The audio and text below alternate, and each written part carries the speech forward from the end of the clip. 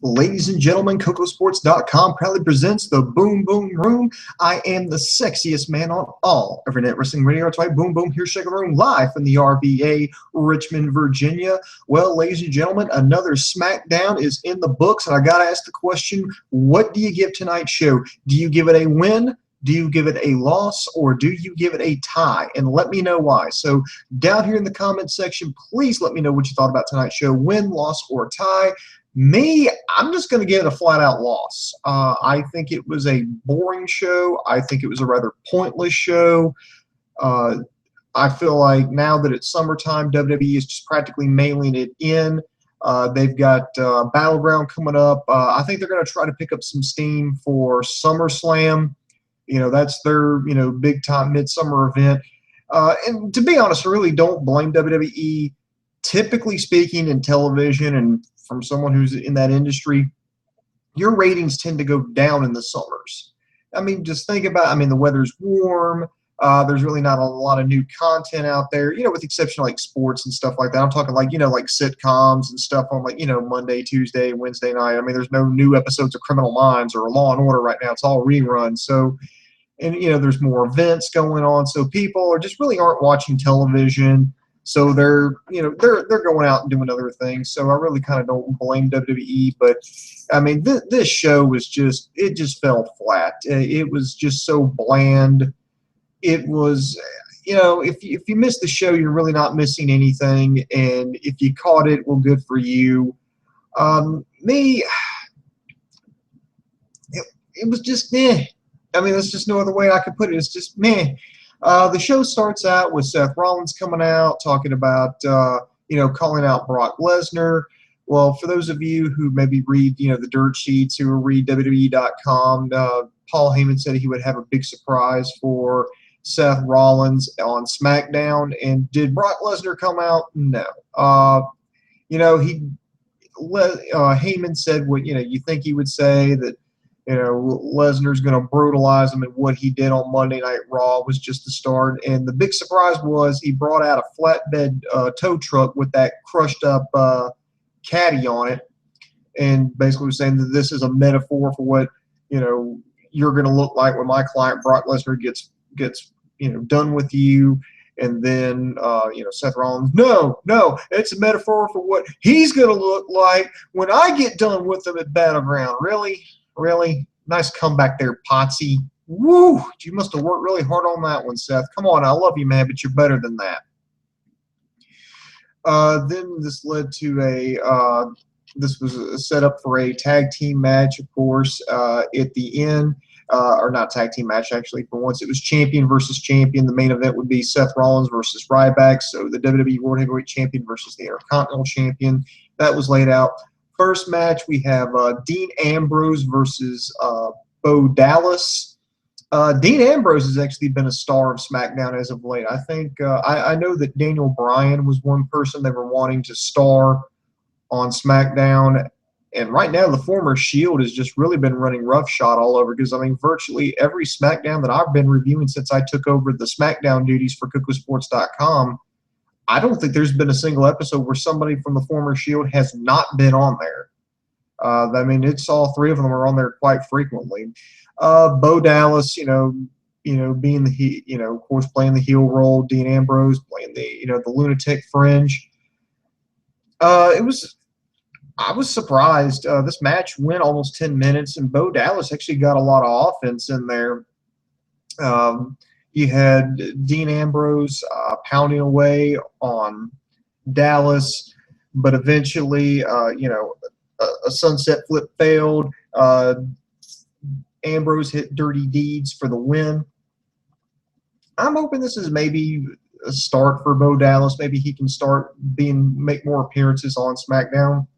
I think he's better than what he gets credit for. He did some great work in NXT. And for those of you who didn't watch NXT in the early days, I really like Bo Dallas's character. He's got a lot of potential, but when he moved up, it was just the kiss of death because, well, Vince McMahon didn't get it. So if he doesn't get it, therefore you job and don't appear at all.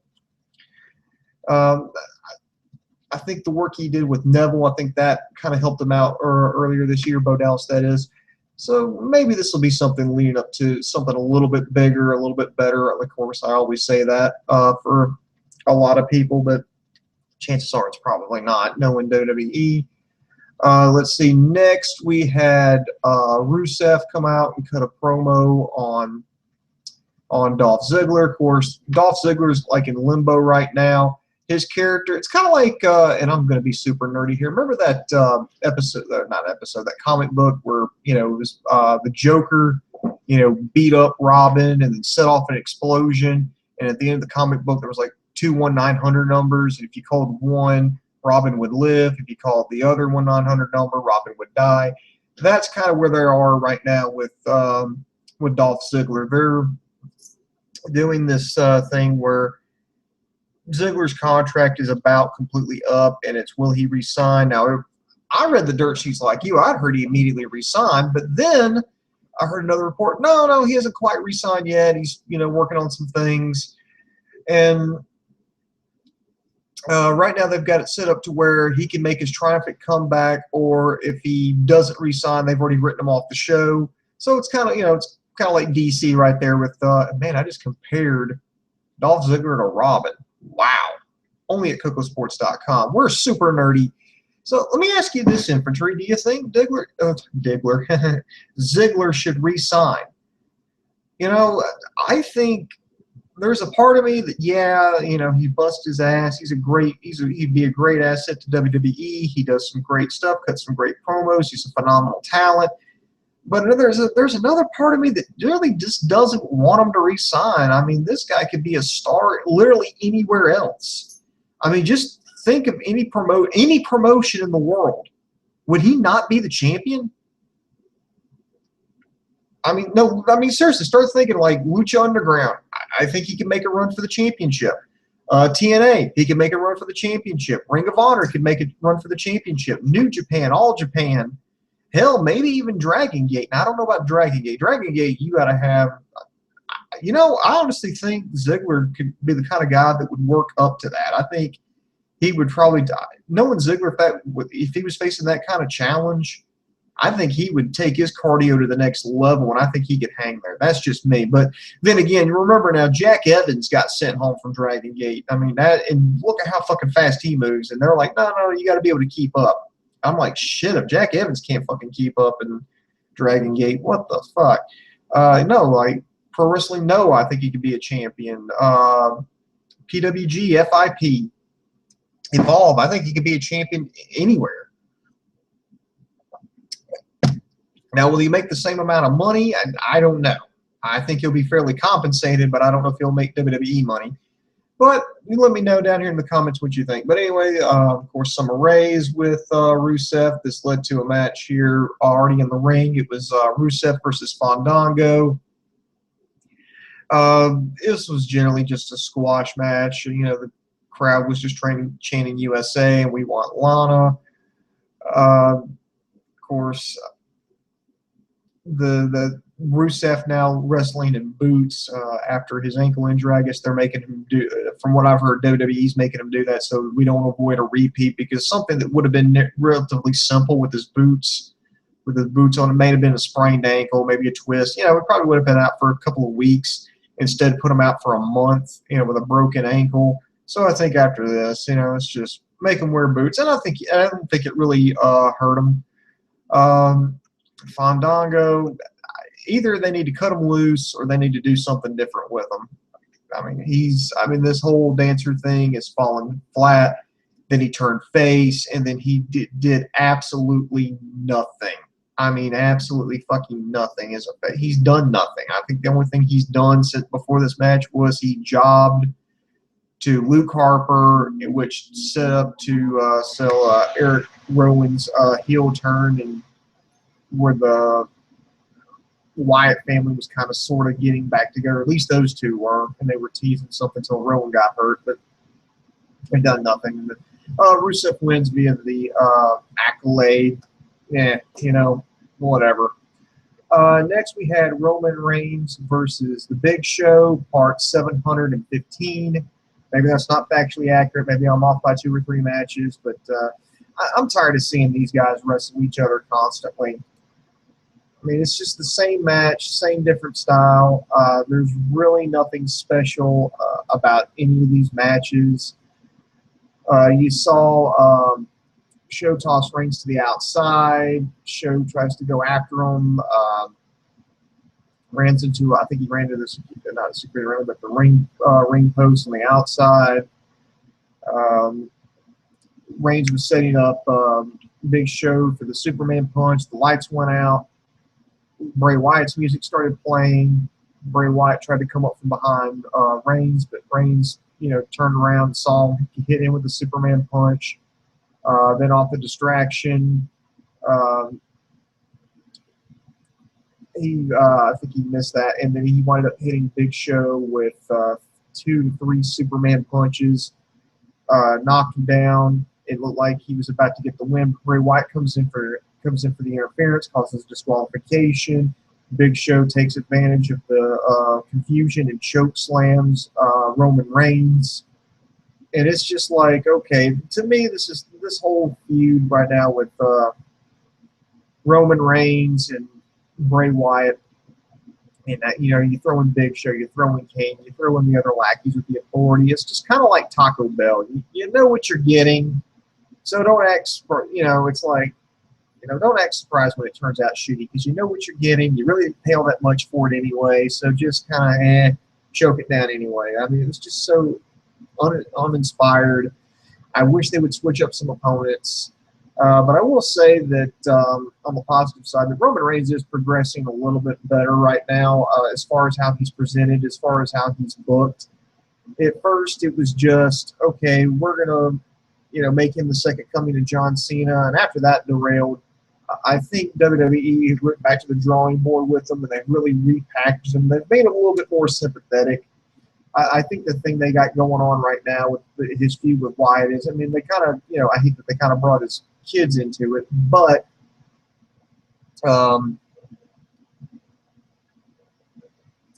a little bit more sympathetic. Because, I mean, if I had if I was in a dispute with somebody and then all of a sudden they started threatening my family, yeah, I could sympathize with that. Yeah, I'd be ready to kill them.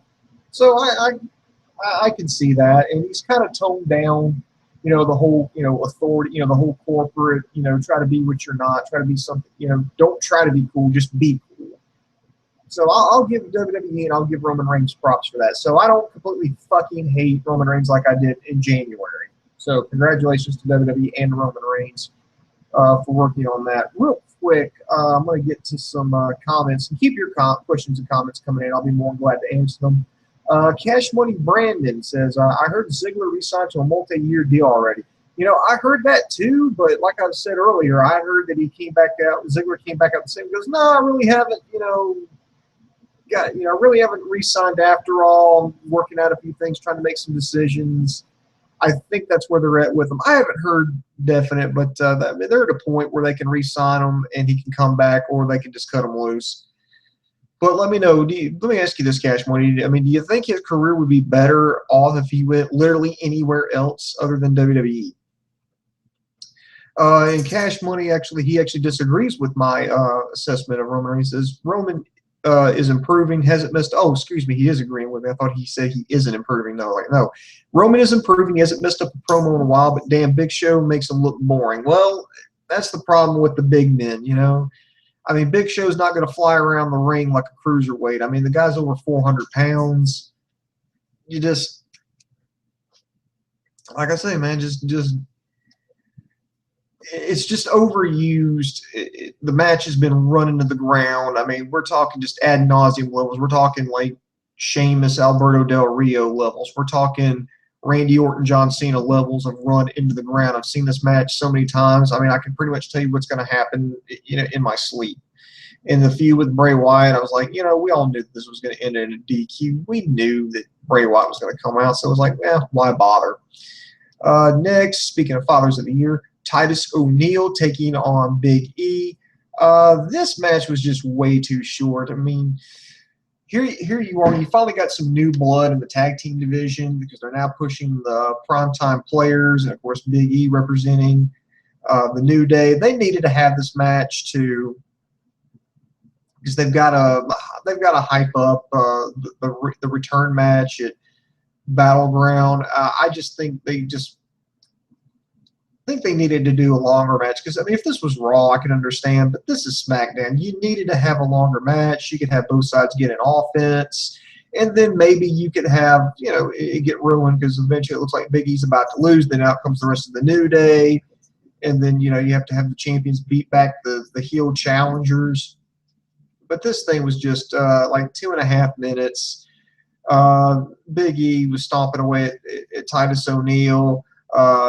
O'Neil picked up some he picked up some momentum with using shoulder tackles, slamming and leg dropping them, and then the New Day gets up, interferes with the match. Well, not really interferes. They just get up on the apron. The referee tosses them.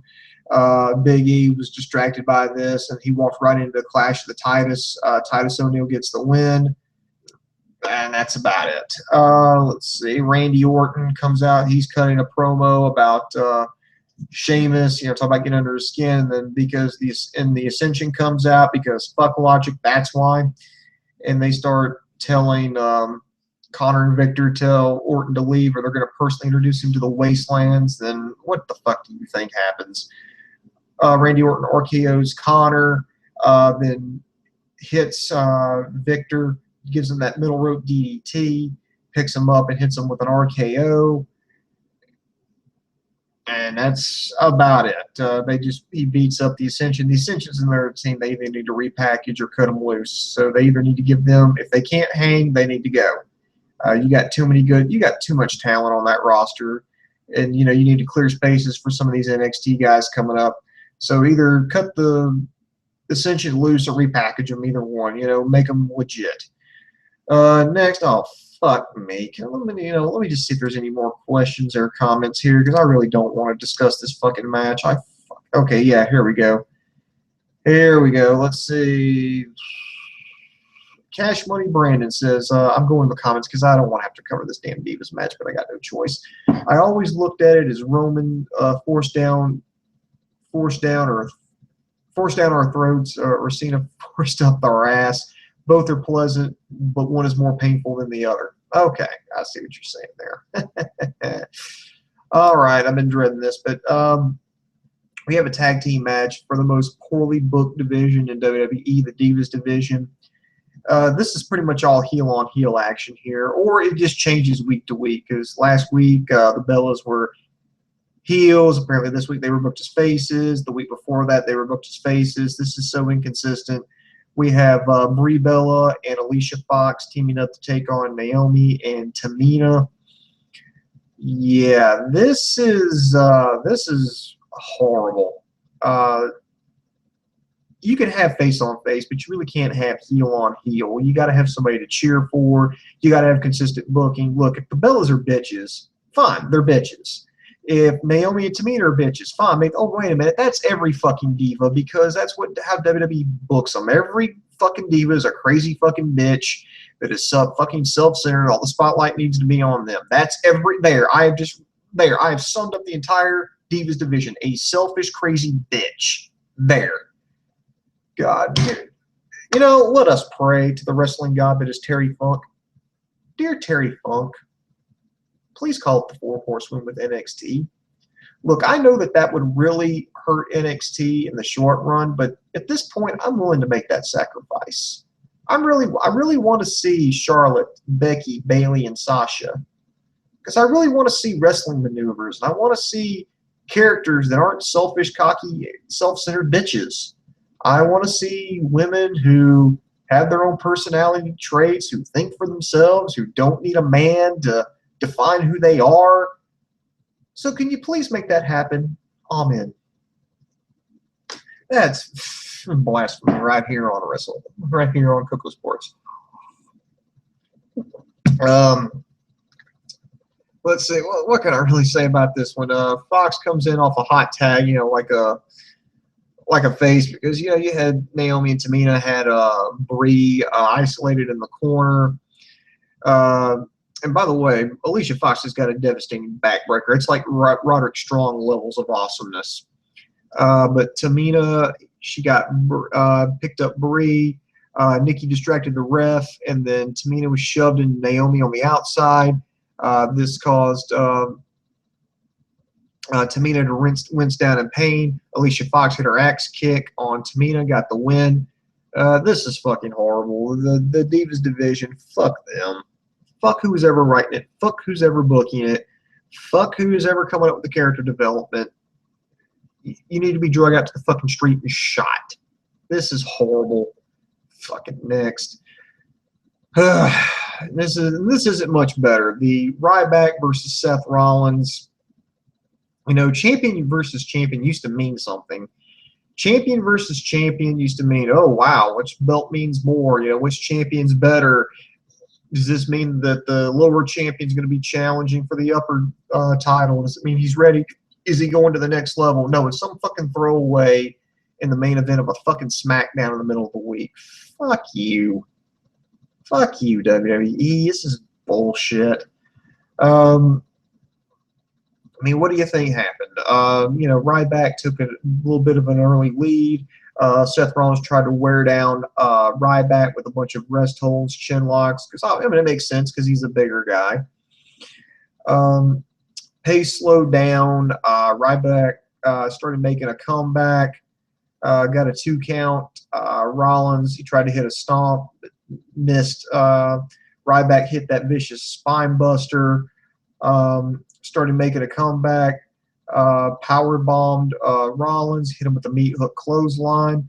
It looked like he was about to set him up for the shell shock, but Seth Rollins wiggled out, hit an enziguri. After that, Rollins said, to hell with this. He grabbed his championship and started to walk out. Ryback chased him down, threw him back into the ring. Rollins tried to leave again. Ryback tried to hit him, took him to was on the outside, tried to set him up for the shell shock on the announcer's table, but Rollins, wiggled out, grabbed his championship, and then ran out through the crowd. Ryback gets back in the ring. There's a disqualification. Fuck you. Good night. That's pretty much what they should have said. They should have had the announcer. I think it was JoJo announcing. That's how they should have ended. Okay, here's your winner by count out, Ryback. Fuck you. Good night. That's a fucking horrible way. If they would have done this at like the beginning of the show, I would have been able to stomach this a little bit more. But looking at all this, I mean that was horrible. I mean, it was fucking horrible. I think this show was phoned in. It wasn't thought about. It was like somebody woke up fucking Tuesday morning after Raw, after a fucking all-night fucking coat bender, and we're like, oh, shit, I forgot. We got fucking SmackDown tonight. Okay, who we got here in the back? Fuck it. Ambrose, Dallas, get out there and wrestle. Okay, all right. What else we got? Rusev needs to squash somebody. Fandango, we ain't seen you in a while. Get out there. Let's give the people what they want. Roman Reigns versus Big Show. People have seen that 500 times by now. You know, they're not sick of that. Let's do that. We got to promote the pay-per-view. Let's see the tag guys. Well, what if we made 2 of the guys in the tag teams fighting the singles? Okay, O'Neal and Big E. Yeah, you get in there. Randy Orton, you cut a promo on Sheamus. Ascension, you go in there and interrupt him because fuck it, why not? Brie and Alicia, you're going to take on Naomi and Tamina. You are going to be faces tonight, you know? Yeah, I know you were heels last week, but you were faces the week before that. I don't think we thoroughly confused the fucking audience enough yet. Let's just make you faces this week. Fuck you. And then Ryback versus Seth Rollins. Champion versus champion. Yeah, that'll get people excited. Seth, just walk out of the match. That's your main event. The champion walks in. Yeah, look, I understand he's a heel, and heels do cowardly things. But, I mean, you fucking walk out. I mean, this is something that should be awesome. I mean, champion versus champion, you know, try to get somebody else over, try to take somebody to the next level, and they just threw it away. You know, fuck you, good night. So, you know what, skip this bullshit. You know, yeah, there's some nice highlights with Raw, but all in all, it was a bad show. Don't waste your time watching it. There's many other things you could watch. You could watch Lucha Underground. You could watch TNA. You could watch Ring of Honor. You could watch NXT. You could go back and rewatch Raw. There's a lot of things you can do. And, of course, we reviewed all those at KocoSports.com. If you haven't subscribed to us by now on YouTube, Facebook, and Twitter, I recommend you go ahead and do it now. We just started a new show. It's a new concept. We're going to hammer some bugs out, but we started a new show. We call it the War Room. People joke saying that, Wednesday is the new Monday as far as wrestling wars go. There are like 4 shows that are on. So Dave and I, we teamed up with OK Wrestling Reviews this week. We're going to try to bring the ship in, have some more rotating guests. And what we do is we try to watch as many of the shows as we can. And we try to run down all the shows, talk about the highlights, the good, the bad, the ugly. And we try to see that week which show won the war. We did our first episode this past Wednesday night, which is on our channel at KocoSports.com. Go check it out. And God bless LK Wrestling Reviews. LK, man, he's over there in the UK. He's a trooper, man. He downed like 4 Monster Energy, or take 2, pretend that made sense. He downed 4 Monster Energy drinks so he could stay up, because it was like 4 in the morning over there in the UK, and he stayed up with us to do the reviews. It was like 11 o'clock at night for me, and it was like noon for Dave over in Japan, because fuck it, he hates us. That's why we wait so long to do these shows. And it was pretty good. And I think it was pretty good. Of course, we're taking a little bit more suggested. We're also looking for people to kind of come in and co-host with us. So if you've got if you've been doing some reviews, send us like a tape. Just send us a link to your YouTube or wherever site you're doing, and we'll take a look at you. We want people who have done this before. Like Hook and Shoot. He's already started his own program because, after watching this, and I wish him the best of luck. Stuff like that. Go and start doing some stuff. And if you've got, if you got some chops, man, we'll probably look we'll bring you in. So check that out. And of course, right now, our main site, KocoSports.com, that's under doing some maintenance right now. Jerry and Pablo are doing some work on it. So you can check it out at KocoSports.com. Your home for all combat sports. So that includes boxing, mixed martial arts, pro wrestling, amateur wrestling, sumo wrestling, taekwondo, kickboxing, judo. You get your nose broke doing it. We got you covered there on the site. Also got the news and gossip section on there. It's updated daily, as well as our very popular video on demand section. And it's all absolutely positively 100% free at KocoSports.com, KocoSports.com. That's going to do it for me right now. I think this weekend we don't think we've got much going on. And of course, Dave will start all over again on Monday. And as I mentioned, we're going to try to do the War Room sometime in the middle of the week. We've got a lot of other things going on. Dominion, New Japan's pay-per-view this past weekend. I took some time out of the day to review that. Check it out. And if not, please just check out that pay-per-view. It was amazing.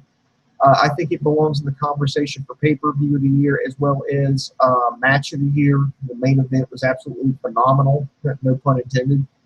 So it'd be worth checking out. And thank each and every one of you for tuning in. I'm going to actually check to see if we've got any more questions, comments. So give me 1 second. Oh, okay. Yeah, we got a few here. Yeah, let's see here. We've got a few more. Let's refresh. And let's see here. Cash Money Brandon, WWE Logic, how to stop talented black guys from getting over without being buried, to give them no time and little story. Amen, brother. Amen. I don't know what it is about WWE. I mean, I'm just impressed they've got as many black talents as they've got, in a title hunt. I mean, that actually shocks me. Cash Money Brandon again. Tamina Naomi would be way better Diva champs, but they're not twins with fake tits screwing their way to the top. Well, I'm actually surprised that Tamina and Naomi are not bigger. Naomi, of course, is married to Jimmy Uso, and right now he's filling in on commentary for Byron Saxton over on SmackDown, and he's going to be doing that all summer till Jay gets to his shoulder injury heals up. And from what I understand, Jay's rehab is actually going quite well. He's already back in the gym and rehabbing right now, so good luck to him. And they love these power couples, so I'm surprised why they're not pushing Naomi. And, of course, Tamina is the daughter of Superfly Jimmy Snuka. And, again, they love legends. They love promoting second and third generation superstars. So why these two aren't a little bit more popular and, getting some more wins, I don't know. I mean, that kind of baffles me. Yeah, I mean, yes, I know that Cena and Daniel Bryan's cock warmers are up there, and they're, they slept their way to the top, and the only reason they're up there is because they're a novelty act. But you got to look. But if you look on the opposite side of the same coin, I mean, Naomi and Tamina, you think logically, if that's the logic you're going to think of, they would be more popular. But I guess Cena trumps all. I guess. Let's see what else. Seth should have went over clean. If he can't hang with Ryback, then what's he going to do against the Beast? And don't get me started on the boring, weak-ass tag match coming up. Yeah, I mean, I understand. Well, I know why they did it. Doesn't mean I agree with it, but I know why. Because typically in wrestling, there's only two types of heels. There's the chicken shit coward, and then there's the monster. So either you got the underhanded heel who goes – he wins by cheating. He wins by running away. He never wants to get in a fair fight, and that's how he wins. Then you have the monster, like this massive guy who just destroys everything in his path that nobody can overpower. He's just a beast, and you can't take him out. That's why. But I agree with you. But I think that's the reason why they did it. Is okay if here's Ryback is half the monster that Brock Lesnar is, and if Seth Rollins can't beat him, how the hell is he going to be able to compete against Brock Lesnar coming up at Battleground? And I know that's the whole point, but I don't agree with it. If you're going to do that, fine, but don't do it up against the Intercontinental Champion, and don't have it as the main event, because I just think it's a big fuck you good night. Robert Coffey, he says, hey, boom, boom, you got your liver first time. Oh, I think he means live first time ever. My day is almost over. Good way to end the day. Hope is all good with you. Yeah, everything is good with me. I'm actually woke up early this morning. I hit the gym. I came back, about to fix lunch. I'm doing laundry. And about to do laundry in a little bit and hit the rack. Then I got to get up and work the graveyard shift for the weekend. So everything's good with me, and good to have you with us here, Robert. And Robert Coffey. So the show was crap tonight then, and no point at looking at it. So yeah, absolutely no point. I mean, if you want to check it out, because fuck it, why not? Go ahead. If you miss it, if you want to catch maybe like highlights on YouTube, I guess you can. But if you miss the show, trust me, Robert, you ain't missing nothing. There was nothing remotely good or interesting about this show. Maybe the opener, but that's because I like both Ambrose and Bo Dallas. In my opinion, that's about the only match worth watching. That's if you want to go out of your way to do that. Let's see. Cash Money Brandon. Okay, and for anyone who watches matches and watches Tough Talk, tell Paige that half the world did not know her fucking match, and the only reason she was on the show is because Stamina ain't selling shit. It was all about Kevin Owens and Finn Balor, Y2J, Neville, and the Beast Brock. Okay. Let's see. Tamina. Let's see.